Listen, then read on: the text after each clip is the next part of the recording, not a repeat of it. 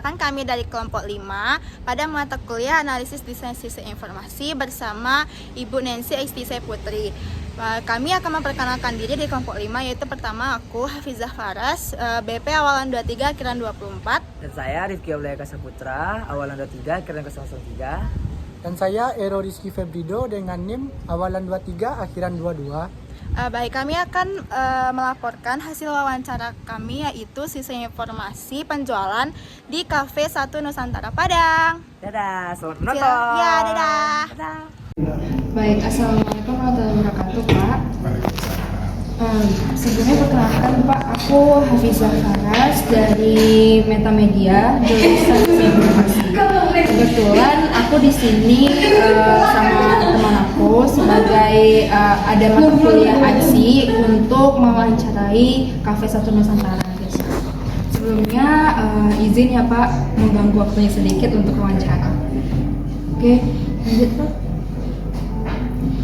Halo Pak, perkenalkan saya Rizky Febrido, saya rekannya Hafizah Faras.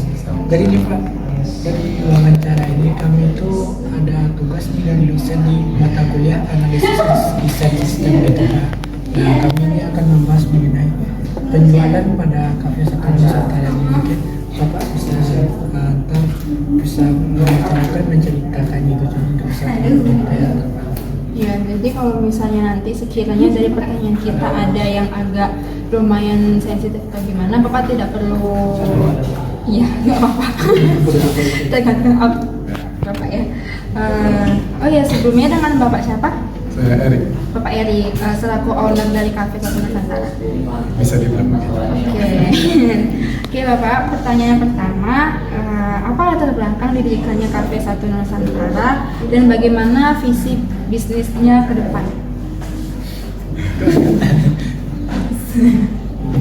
Cafe 1 Nusantara pada dasarnya tuh dibangun untuk mendukung Yayasan Pranusantara. Jadi Cafe 1 Nusantara kita dirikan untuk mensupport kegiatan sosial yang dilakukan oleh Yayasan Pranusantara. Khusus untuk itu. Berarti latar terbentuknya kafe ini sendiri karena mensupport Yayasan Pranusantara. Selanjutnya apa sih Pak visi kafe ini selanjutnya ke depannya untuk setahun, 2 tahun, atau sampai 5 tahun ke depan gitu Pak? Kita berdiri sebagai kafe socialpreneur ya. Jadi visi kita ya mendukung visi Yayasan Pranusantara. Bagaimana masyarakat pesisir pantai sejahtera dalam lingkungan yang sehat. Jadi ada visi pendidikannya, ada visi wirausaha sama lingkungan alam. Jadi kita support kegiatan atau aktivitas yang menjaga lingkungan. Berarti kan aku juga sering update tentang SG Nusantara sendiri, Cafe Nusantara sendiri ya Pak. Itu berarti tujuannya ada kegiatan setiap hari itu juga untuk mengedukasi Pak?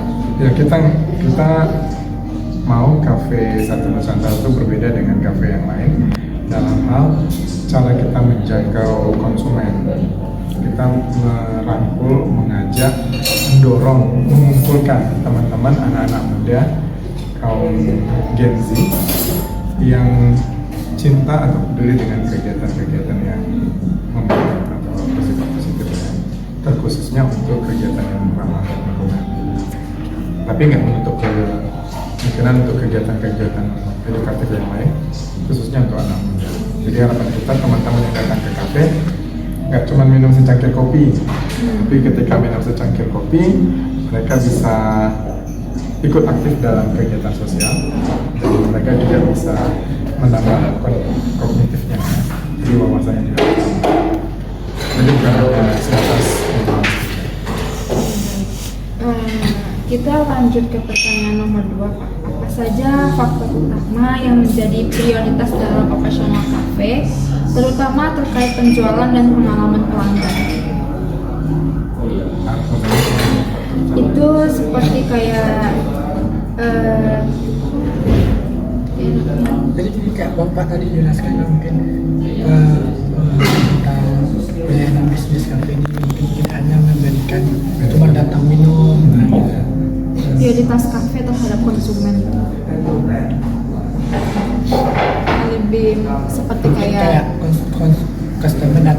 gimana sih Bapak buat mereka nyaman gitu di kafe ini? Nah ya, kalau pelayanan kami kepada konsumen tetap kami berusaha memberikan minuman dan pelayanan yang terbaik gitu ya.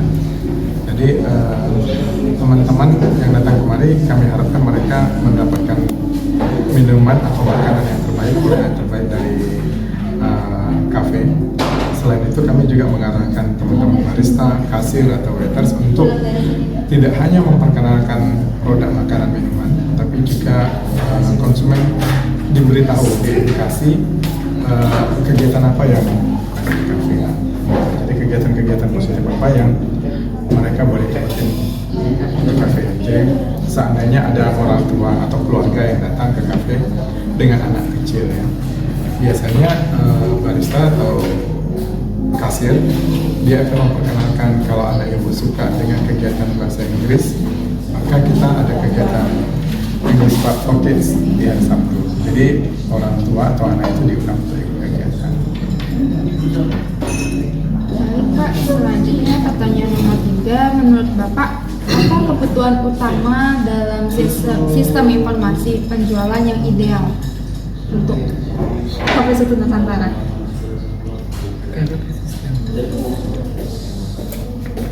Berarti dia lebih ke sistem informasinya nggak sih? Sistem penjualannya.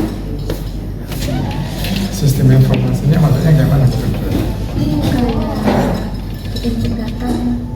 Dan menurut Bapak nih misalkan kan di sistem itu kan, maksudnya tuh Sistem informasi kayak aplikasi. nah, janganlah bahas ke sistem mungkin terlalu mungkin ya Pak. Mungkin kan ini kita ada bayangan nih kan, ada customer terus ada karyawan gitu Pak. Nah menurut Bapak tuh misalnya yang paling penting bagi operasional cafe tuh customer atau karyawannya gitu kan, di customer sendiri nanti itu ada mengenai apa yang mereka beli di kafe ini, terus mungkin ada tentang nama mereka, dan terus di karyawan yang untuk berlangsungnya operasional kafe ini tentu dibutuhkan karyawan itu Pak. Nah antara karyawan dan si customer menurut Bapak jika difokuskan pada kita basis difokuskan satu sistem. Oke Pak, kita ke nomor selanjutnya nomor 3, menurut Bapak bagaimana sistem informasi penjualan di kafe ini yang ideal? Apakah ada keterbatasan atau ada halangan di sistem itu? Kami ada pakai berbagai macam aplikasi kasir, ada yang bayar, pernah juga pakai yang dari dinas pajak karena kita bayar pajak yang gratisan. Beberapa aplikasi kasir memang ada masalah yang saya sendiri kurang puas, sering saya ajukan ke providernya, tapi cenderung nggak dapat jawaban yang memuaskan. Itu masalah stok. Stok barang. Stok barang. Jadi agak susah masukkan data ke stok barang dengan stok yang dikeluarkan. Jadi biasanya harusnya, menurut saya sih, menurut pemikiran saya baiknya, bukan harusnya, baiknya kalau hari ini ada 3 orang pesan nasi goreng, itu harusnya ngaruh ke sistem stoknya yang berkurang. Gitu ya. Jadi kita bisa recheck, kalau hari ini jumlah beras yang sisa berapa kilo berarti penjualan berapa. Karena itu agak ribet kalau nasi goreng misalnya ada banyak stok yang keluar, bawang, bumbu, beras gitu ya, ada agak susah kita evaluasinya.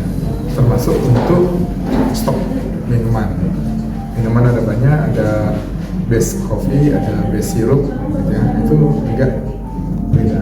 Sampai saat ini mungkin aplikasi yang sekarang ada aplikasi untuk stoknya, tapi bagaimana itu dijalankan agak ribet. Berarti sampai sekarang masih kendala dengan stok. Kalau penjualan dan yang lain itu oke lah. Soal margin, terus kemudian pembayaran pajaknya lancar, terus kemudian kalau nggak ada promo, diskon atau hampir semua aplikasi bisa. Kecuali stok ini kayaknya belum ada yang siap, termasuk yang dari dinas pajak juga. Berarti aplikasi Satu lagi mungkin yang saya harapkan itu kalau ada konsumen yang nambah Nambah. reorder yang lain. Jadi dia udah pesan makanan, minuman, udah di lantai 3. Terus kalau dia mau berbincang lebih lama lagi dengan temannya, itu dia akan tambah minuman atau itu agak sulit. Ya.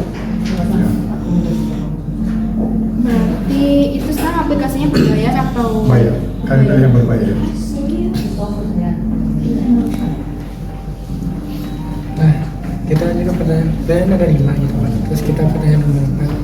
Sebenarnya pertanyaan nomor 4 ini tentang kendala. Terus tadi Bapak sudah jelaskan bahwa kendala Bapak itu tentang mengenai stok dan distribusi tentang makanan atau minuman.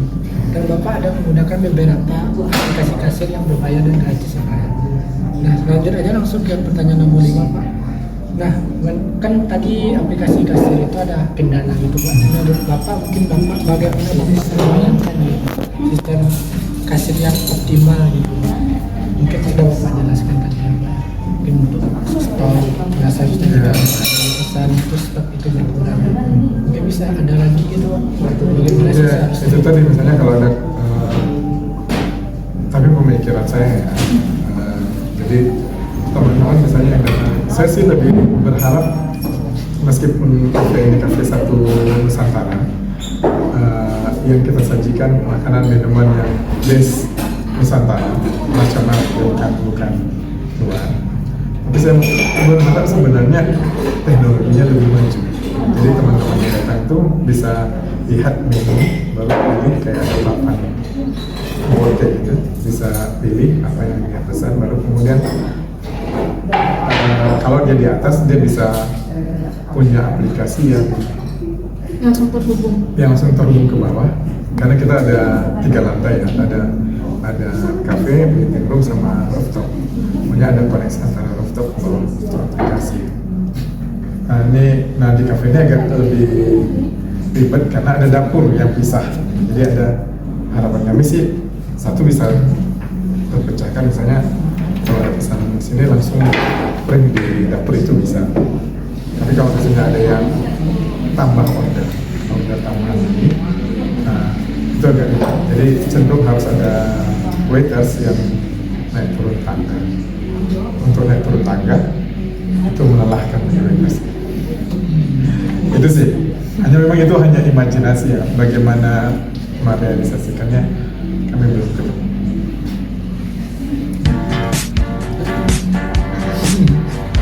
Oke Pak, itu pertanyaan nomor 5 Mungkin sekian dari pertanyaan kami.